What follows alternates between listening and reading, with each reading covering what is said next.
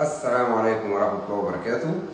حلقة النهاردة إن شاء الله هنتكلم فيها عن حاجتين العملاء على طول بيسألوا فيهم.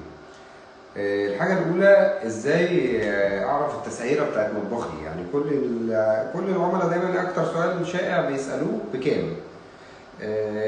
بكام؟ عايز يعرف سعر المتر. طب ماشي، اوريدي أنت حضرتك لو عرفت سعر المتر هتمطر مطبخك إزاي؟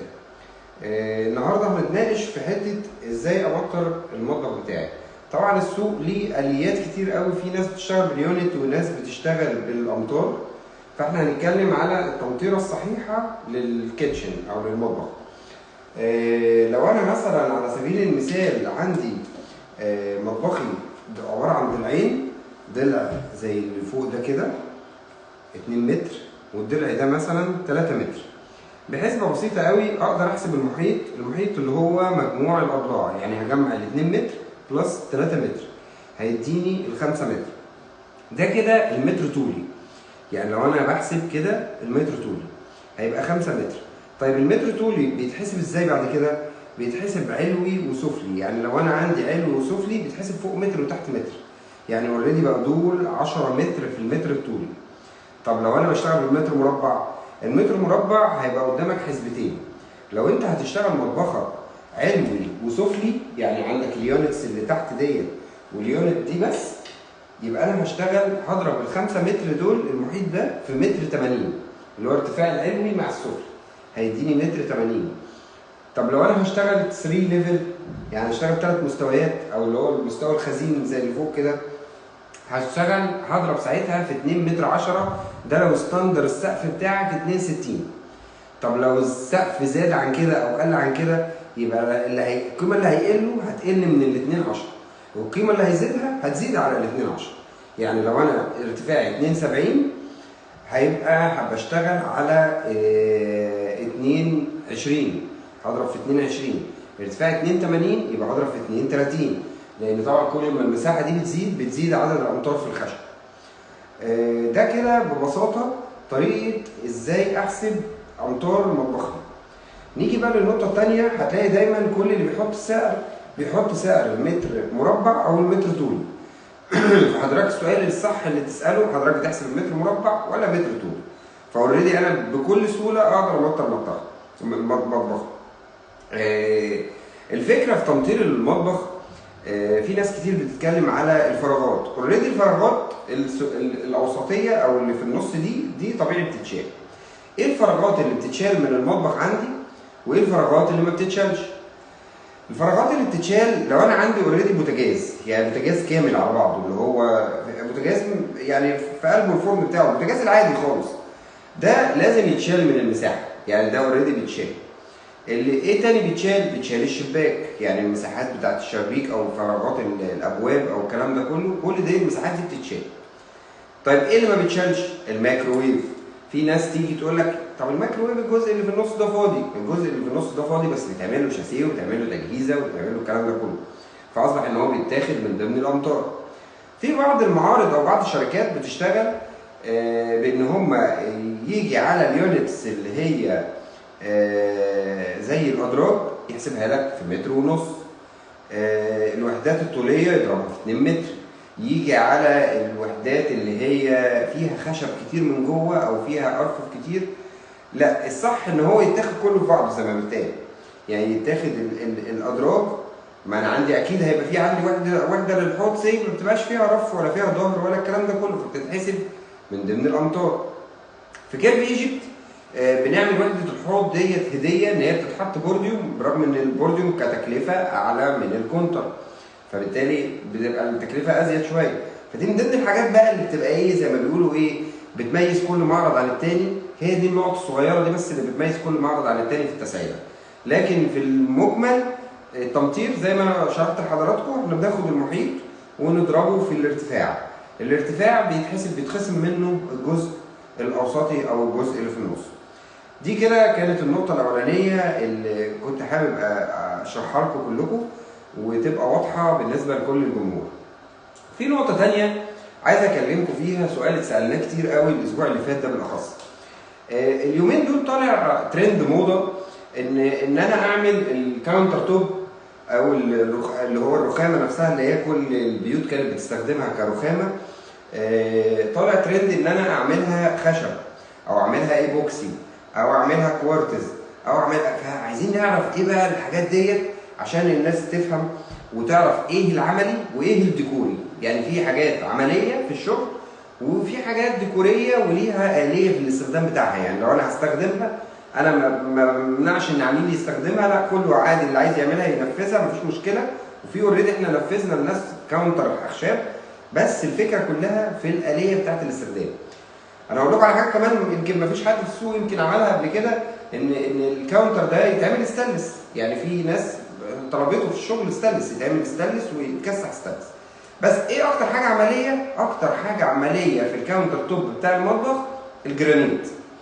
الجرانيت بجميع انواعه ممتاز، سواء مستورد او مصري بجميع انواعه.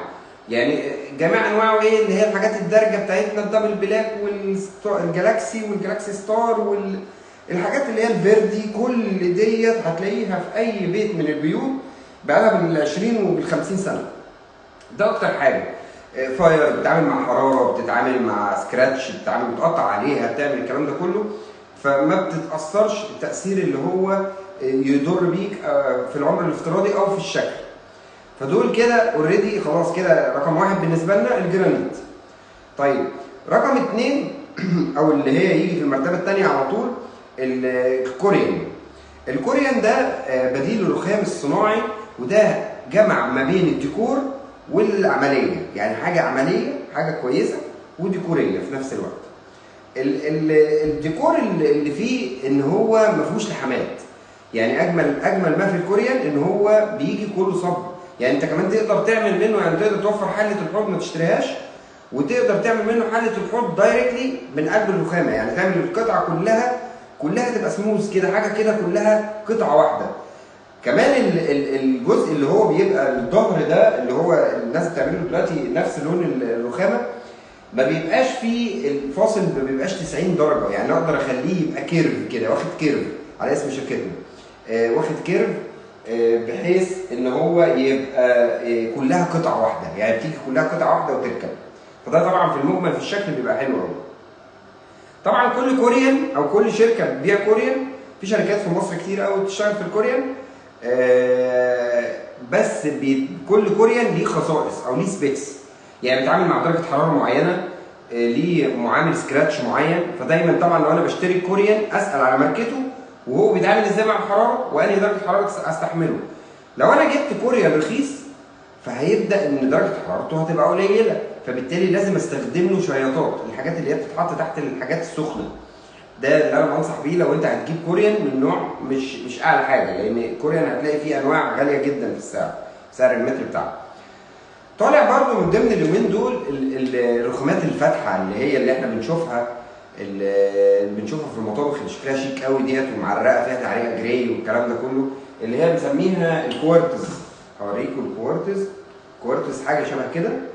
الكوارتز ده نوع من انواع الجرانيت برضو، بس ده مستورد، يعني ده مش مصري. فبيجي منه في السوق هنا عندنا، بيجي منه الصيني وبيجي منه الاسباني. الصيني طبعا سعره مرتاح شويه او قريب للجرانيت بتاعنا، ومش هنقول ان هو رخيص، سعره غالي برضو. اعتقد متوسط من 3 وكسر ل 4000 جنيه على حسب برضو الشركه اللي بتبيعه. وفي لان هو برضو بيبقى فيه فرز اول وتاني وحاجات كده. الاسباني طبعا لا رقمه معدي شويه، يعني لو هتلاقوه في السوق انا بصراحه مش عارف سعره، بس هو يعني متوسط سعره بين ال5 وال6 يعني.